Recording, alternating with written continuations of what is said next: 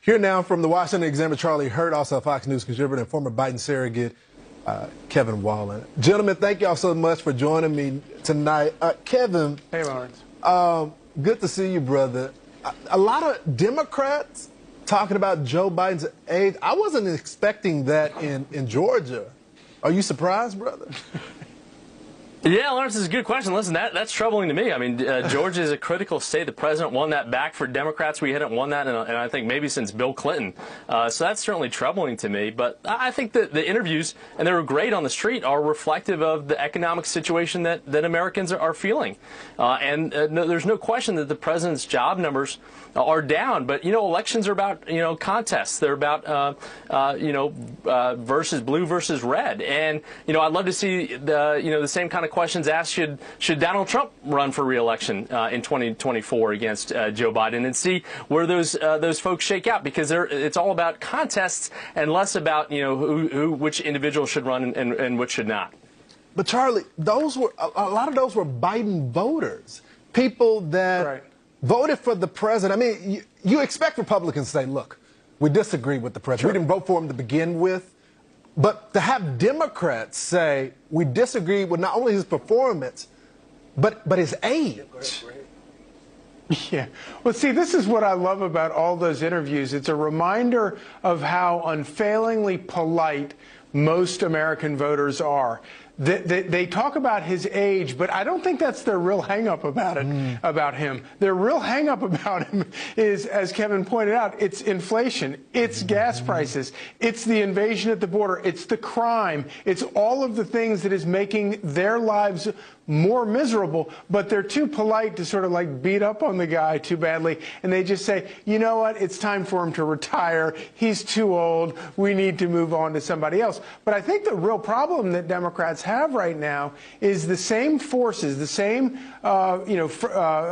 fractiousness among Democrats that led to Joe Biden getting the nomination in 2020 is still here. And when you look at the bench, it's a very shallow bench. It's a very weak bench for Democrats. And I think that at the end of the day, maybe there might be a majority of Democrats who don't want to see Joe Biden run again, but finding who it is that all those people can get behind, that's much tougher. Yeah. Kevin, you come on every week, and we always appreciate it, brother. And we try to mix it up so you get all parts of the country. We just don't pick Republicans. We try to be fair and balanced. So You've been all over. You've been all over, too, all with over the these. country. Yeah. So I guess my question is, what are the Democrats going to do to address this problem?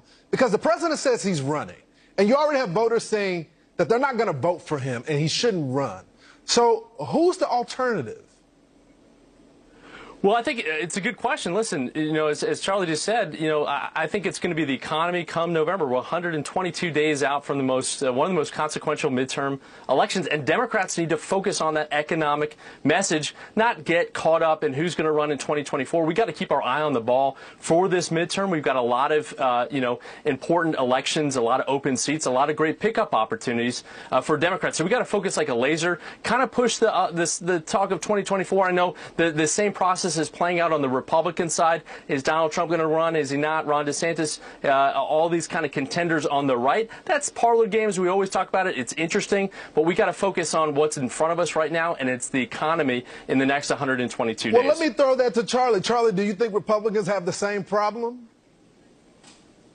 No, I don't. I think there's a whole lot more unity for Republicans right now. And obviously, there's always more unity for the party that's out of office, because they sort of unify around the idea that Joe Biden is a disaster. But here's the sort of secret thing that I think often gets overlooked about Donald Trump. The 2020 election was, I called it the make it stop election.